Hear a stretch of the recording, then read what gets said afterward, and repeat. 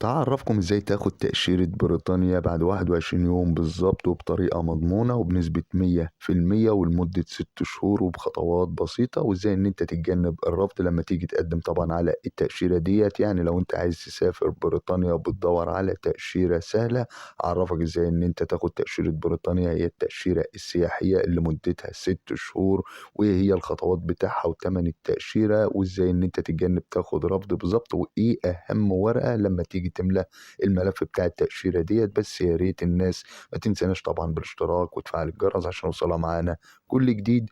ولو عايز تعرف اكتر عن تأشيرات جديدة طبعا لبريطانيا او طرق جديدة تسهل لك دخول دولة بريطانيا وتعدل وضعك هناك، يا ريت تاخد لك لفة طبعا في قلب القناة. هتفرق معاك كتير، هتلاقي طرق جديدة وسهلة هتدخلك بيها بريطانيا. في نفس الوقت هتلاقي طرق جديدة برضو تأشيرات جديدة عن دول أوروبا.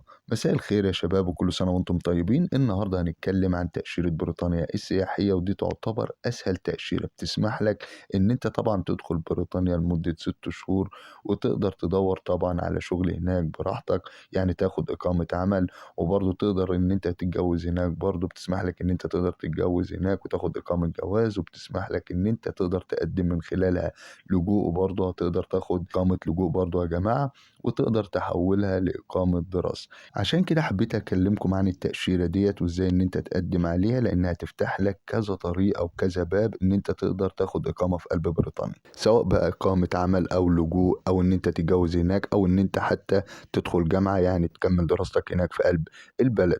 أنا هعرفكم طريقة الحصول على التأشيرة ديت، وأنت براحتك بقى تختار الطريقة المناسبة ليك لتعديل وضعك، وطبعا حسب إمكانيات كل شخص. اولا كده لازم نعرف ان اي سفارة اوروبية بيهمها حاجتين: الغرض من السفر، يعني انت رايح ليه، او انت ليه مقدم على التأشيرة، وايه السبب اللي هيرجعك طبعا وما تكسرش الفيزا هناك، يعني ايه الروابط اللي هتخليك ما تكسرش الفيزا وتقعد في قلب البلد وهترجع بلدك تاني. هنا بقى يا جماعة سفارة انجلترا او سفارة بريطانيا ما بتهتمش بالحاجتين دول، بالعكس، اهم ورقة عشان تقدم على تأشيرة بريطانيا هي حسابك البنكي.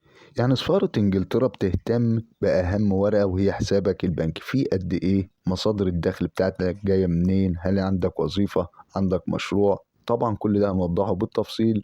يعني أهم نقطة لما تيجي تقدم طبعا على تأشيرة بريطانيا هي فلوسك يا جماعة. الفلوس دي طبعا جاية منين؟ طبعا جاية من مشروع ولا انت موظف طبعا في اي شركة. الكلام ده يا جماعة لازم هتثبته لما تيجي تقدم ورقة الحساب البنكي، لان هم طبعا هيتاكدوا. لو انت عندك مشروع اكيد هتقدم السجل التجاري يا جماعه، ولو انت طبعا هتقدم ان انت موظف فانت طبعا اكيد هتجيب لهم خطاب من الشركه المعروف بخطاب الاتش ار لتر. يبقى عشان تضمن حصولك على تأشيرة بريطانيا لازم أن يكون حسابك البنكي مظبوط 100% يا جماعة، وتوضح فيه مصادر الدخل سواء بقى من وظيفة أو من مشروع طبعا بتاعك. أنا ليه بدأت طبعا معاكم بالحساب البنكي؟ عشان لما تيجي تملى طلب تأشيرة بريطانيا هتلاقي فيه أسئلة كلها مرتبطة بالموضوع ده، عن مصادر الدخل وعن مصروفاتك، وهتصرف قد إيه طبعا في إنجلترا، وهتقعد كام يوم، وهتسافر لوحدك ولا معاك أسرتك. إجابتك بقى هنا هي اللي هتبين لهم إن أنت كنت صادق معاهم أو إن أنت كنت بتكذب عليهم. يعني من الآخر هتبين لك إن أنت طبعا هتسهل لك حصولك على التأشيرة، أو لا قدر الله إن أنت تاخد رفض. بمعنى مثلا يا جماعة أنت رايح أسبوع في إنجلترا، فانت لو سكنت طبعا في مدينة لندن، واحنا عارفين طبعا مدينة لندن الحياة فيها غالية، فانت لو معاك حد مرافق فمثلا ما تجيش تقول ان انت هتصرف 300 جنيه استرليني، اكيد المبلغ مش هيكون كافي، لان انت طبعا عندك حجز فندق وعندك مصاريفك الشخصية وتنقلاتك. فانت مثلا لازم تكون مقنع في مسألة الإجابة وانت بتملى الطلب. عشان كده يا جماعة حاول ان انت لما تيجي مثلا تقدم على التأشيرة، حاول ان انت تخلي مكان سكنك في أطراف المدن يا جماعة. ليه أطراف المدن؟ الحياة فيها رخيصة، ما بتكلفش كتير. ممكن تقنعه لما تقول له إن أنا هصرف مثلا خلال ال7 أيام 300 يورو، هو ممكن يقتنع بالإجابة دي. أما لو أنت في قلب مدينة، والحياة طبعا في المدينة بتختلف، تبقى الحياة غالية شوية، فأكيد هيبص المبلغ إن هو بالنسبة للمبلغ وإن أنت معاك مرافق كمان، إن المبلغ مش هيقضي، فديت ممكن تديله سوء نية فتؤدي لا قدر الله إن أنت تاخد رفض. عشان كده أنا أنا باقول لك حاول تتجنب مسألة إن أنت مثلًا هتصرف مبلغ بسيط، حاول تقول له إن أنت هتصرف مبلغ على قد احتياجاتك هناك، والمبلغ ده مناسب في مكان المعيشة اللي أنت فيه، في المكان اللي أنت حاجز فيه، مصروفاتك تكون متناسبة طبعًا مع عدد الأيام برضه اللي أنت ناوي تقضيها هناك. اللي أنا عايز أقوله لكم وأنت بتملى الطلب خد بالك من كل نقطة وكل سؤال، لأن السؤال اللي بعده بيكون طبعا مرتبط بالسؤال اللي قبله، ولما القنصل يبص طبعا على الورق بتاعك بيلاقي طبعا في ترابط ما بين الإجابة والسؤال هيصدقك طبعا، وبالتالي ده اللي هيسهل لك حصولك على التأشيرة. احنا كده طبعا وضحنا أهم ورقة في ملف تأشيرة بتاع بريطانيا. تعالوا بقى نعرف بقية الأوراق أو إيه هي الأوراق بقى اللي هتطلب منك لما تيجي تقدم طبعا على التأشيرة، ونعرف برضو خطوات التقديم خطوة خطوة، والرد هيجيلك امتى بالظبط وهتدفع كام عشان تاخد التأشيرة. أول ورقة اللي انت هتعملها واحنا طبعا شرحناها اللي هي نموذج طلب التأشيرة، وده لا إما إن أنت بتجيبه من السفارة أو بتحمله أونلاين من الموقع بتاع السفارة في البلد اللي أنت موجود فيه. تاني ورقة هي جواز السفر يا جماعة، وطبعا معاه صور شخصية تكون بمقاسات 4 في 6 بخلفية بيضة. برضو لو أنت موظف زي ما قلنا تجيب خطاب HR لتر من الشركة اللي أنت فيها، وتكون فيها كافة بيانات الشركة، اسم الشركة ورقم تليفون الشركة وإيميل الشركة، وطبعا مفردات المرتب بتاعتك. اما لو انت شغال حر او ان انت مثلا عندك مشروعك الخاص فانت طبعا هتجيب سجل تجاري وبطاقه ضريبيه، ويا ريت يا جماعه يكون عدى على السجل التجاري ده مده سنه على الاقل. طبعا هتقدم كشف حساب بنك اللي احنا اتكلمنا عنه، ولازم أن يكون موضح فيه مصادر الدخل ومصروفاتك، وطبعا وفرت ايه خلال مده ال6 شهور، وهتاكد مده الاجازه اللي انت رايحها. يعني انت رايح مثلا اسبوع، رايح 10 ايام، ما تكبرش مده الاجازه، يعني اقصى حد ليك يكون اسبوعين يا جماعه. من الاوراق برضو اللي هتطلب منك في تاشيره بريطانيا حجز فندق يا جماعه، وطبعا احنا قلنا اسهل موقع تقدر تعمل من خلاله الحجز الفندقي هو موقع booking.com.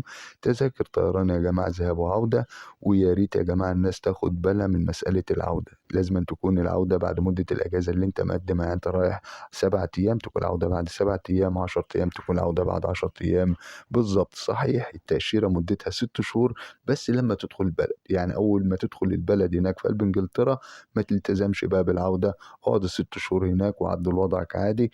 برضه هيطلب منك تأمين صحي أو تأمين طبي، ودي تأمين على السفر معروف ب30,000 يورو. طبعا ده بتعمله في أي شركة تأمين في قلب البلد اللي أنت مقيم فيها، سواء بلدك أو إن أنت بتقدم من بلد تاني. تمن التأشيرة دي يا جماعة بالظبط 100 جنيه استرليني، وقلنا مدتها بتكون 6 شهور. الرد بقى بيجي لك إمتى؟ الرد يا جماعة لو مفيش ضغط طبعا على السفارة بيجي لك بعد 3 أسابيع، يعني 21 يوم بالظبط. أما لو في ضغط طبعا على السفارة وخصوصا في موسم السياحة بيجي لك الرد بعد 7 أسابيع. يعني ممكن تأشيرة بريطانيا تاخد معاك يعني أكتر حاجة أو أقصى حاجة ممكن تخش لها بتاع 45 يوم. واحد بقى هنا يسألني لو أنا متجوز أقدر أقدم قسيمة الجواز؟ أيوة تقدر تقدم قسيمة الجواز، ولو عندك كمان أطفال يا ريت تقدم شهادة ميلاد أطفالك. كل ده برضه هيثبت حسن نيتك وإن أنت ليك ارتباطات في قلب البلد بتاعتك، وإن أنت راجع لهم تاني. برضه ناس هتسألني يعني ممكن أقدم برضه أي سفريات قديمة، يعني تأشيرات قديمة إن أنا زرت بلاد قبل كده. برضه دي نقطة حلوة لأنها هتساعدك أو هتفهمهم إن ديت مش أول مرة إن أنت فعلا تخرج بره بلدك، وإن أنت فعلا إن بتطلع سياحة قبل كده وبتلتزم بميعاد رجوعك. خطوات التقديم بقى على التأشيرة ديت أنت بتحدد طبعا ميعاد في قلب السفارة البريطانية، وبتجهز طبعا الأوراق بعد ما تملأ الابليكيشن وتدفع تمن التأشيرة يا جماعة اللي هو 100 جنيه استرليني. بتاخد معاك طبعا إيصال الدفع أو إثبات إن أنت فعلا دافع التأشيرة ديت اللي هو إيصال الدفع. في حالة بقى ربنا ييسر لك الحال وتم قبولك زي ما قلنا بيجي لك الرد بعد 3 أسابيع أو 21 يوم بالظبط. ودي طبعا كل حاجة خاصة بتأشيرة بريطانيا. التأشيرة دي تقدر تعدل وضعك زي ما قلنا هناك، سواء إقامة عمل، سواء لجوء، سواء إن أنت تحولها لإقامة دراسة، سواء إن أنت قدرت تتجوز تقدر تاخد إقامة جواز هناك. ودي كل حاجة يا جماعة بالتوفيق للجميع بإذن الله. ولو في أي استفسار تنسبونا في قلب التعليقات وأنا في أقرب فرصة هرد عليكم. وشكرا لكم وبس كده.